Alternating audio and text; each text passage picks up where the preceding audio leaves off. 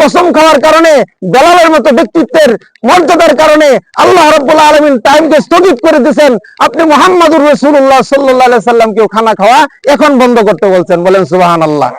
এর আগে যে দুইবার হযরত বেলাল আসছে তখন টাইম ছিল, জিবরাইলের সাথে বসে রয়েছে, এটা তো আর বেলাল জানে না। নবীজি সাল্লাল্লাহু আলাইহি সাল্লাম মসজিদে এসে নামাজ আদায় করলেন। এই ঘটনাটা আর কেউ শুনছেন না? কিছু কিছু ঘটনা আছে, প্রসিদ্ধ ঘটনা, এগুলি হলো কোরআন হাদিস রিসার্চ করলে আপনারা পাইবেন। এবার হযরত বেলালকে বলতেছে নামাজের পরে, বেলাল এদিকে আসো, এই বেলাল তুমি এদিকে আসো। নামাজের পরে সমস্ত সাহাবীরা সামনে, নবীজির সামনে, মিম্বরের সামনে হযরত বেলালকে ডাক দিয়ে বলতেছে, তুমি যে আমারে খানা খাওয়ার জন্য নিষেধ করছিলে, আমরা মাইকে কই না খানা খাওয়ার টাইম শেষ, বলি কিনা জোরে বলেন? তুমি কি জানো আমার সাথে কে বসে খানা খাইতেছিল? হে বেলাল, আমার সাথে জিবরাইল আলাইহিস সালাতু ওয়াস সালাম ছিলেন, বলেন সুবহানাল্লাহ। তুমি যখন প্রথমবার বলছো ইয়া রাসূলুল্লাহ খানা খাওয়ার টাইম শেষ, আপনি খানা খাওয়া বন্ধ করেন, তখন জিবরাইল আমারে বলছে যে ইয়া রাসূলুল্লাহ বেলাল জানে না এখনো খানা খাওয়ার টাইম জারি আছে, আপনি খানা খাইতে থাকেন, বলেন সুবহানাল্লাহ। দ্বিতীয়বার তুমি যখন আইসা বলছো ইয়া রাসূলুল্লাহ আপনি খানা খাওয়া বন্ধ করেন, সেহরি খাওয়ার টাইম শেষ, তখন জিবরাইল আমারে বলছে ইয়া রাসূলুল্লাহ সাল্লাল্লাহু আলাইহি সাল্লাম খানা খাওয়ার টাইম এখনো শেষ হয়েছে না, টাইম আছে, আপনি খাইতে থাকেন। কিন্তু তৃতীয়বারের মতো টাইম ছিল, কিন্তু তুমি যখন মহান আল্লাহর কসম খেয়ে বলেছো, আল্লাহ তোমার ইজ্জত, তোমার সম্মানের কারণে, বরত্বের কারণে তখন টাইমকে আমি রাসূলুল্লাহ সাল্লাল্লাহু আলাইহি সাল্লামের জন্য স্থগিত করে দেওয়া হয়েছে। তখন আল্লাহর পক্ষ থেকে জিবরাইলের মাধ্যমে আমাকে নির্দেশনা দেওয়া হয়েছে যে খানা খাওয়া স্থগিত করার জন্য, তখন আমি খানা খাওয়া বন্ধ করছি। এবার চিন্তা করুন, একজন হাবশী গোলাম ছিলেন, নগণ্য মানুষ ছিলেন, কিন্তু আল্লাহর কাছে কত দামি হয়ে গেলেন যে আরশে মহল্লায় তার কসম পর্যন্ত পৌঁছে গেছে, জোরে বলেন সুবহানাল্লাহ। এই জন্য আমার আপনার সবচেয়ে মূল্যবান জিনিস হলো আমল। মূল্যবান জিনিস কি, জোরে বলেন? আমল। যে পরিমাণ আমল নিয়ে যাইতে পারবো, আমাদের সেই আমল পরকালে নাজাতের উসিলা হবে, নাজাতের কারণ হবে। এই জন্য আমাদের জন্য আমল করা দরকার। অল্প সময় বাকি আছে, আমি আমার আলোচনা সংক্ষিপ্ত করে ফেলতেছি।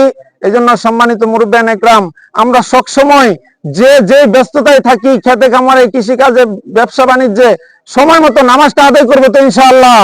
এই যে সুন্দর মসজিদ, আমাদের অনেক মুরব্বীরা এই মসজিদে আবাদ করে তারা কোথায় চলে গেল দেখেন, মাটির ঘরে শুয়ে রয়েছে।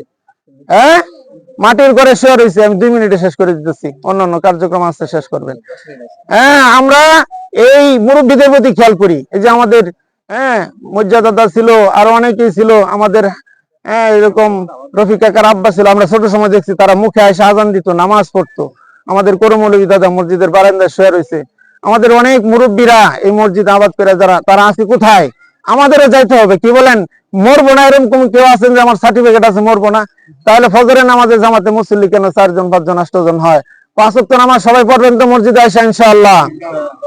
আরেকটা আমল হলো সবচেয়ে গুরুত্বপূর্ণ আমল, আমরা মরে গেলে সমস্ত আমল বন্ধ হয়ে যাবে, ঠিক না ভাই? ঠিক জোরে বলেন। আমাদের কিছু আমল আছে, ইজা মাতাল ইনসান ইনকাতা আনহু আমালুহু, তার সমস্ত আমল বন্ধ হয়ে যাবে। ইল্লা মিন সাদাকাতিন জারিয়াতিন, ইল্লা মিন সালাসাতিন, ইল্লা মিন সাদাকাতিন জারিয়াতিন। 3টা আমল জারি থাকবো। কয়টা আমল জারি থাকবো? 3টা আমল মরার পরে নবীজি বলছেন কবরে শুয়া শুয়া সে সব পাইতে থাকবে, বলেন সুবহানাল্লাহ।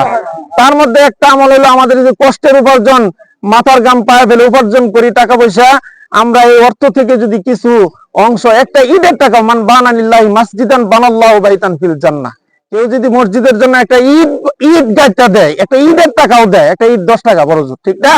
তাহলে এই মসজিদ তার জন্য জান্নাতের মধ্যে একটা বালাখানা হয়ে থাকবে, বলেন সুবহানাল্লাহ।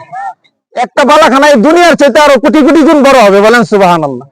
এক কোণা থেকে আরেক কোণায় যাওয়ার জন্য 500 বছরের রাস্তা দূরত্ব হবে।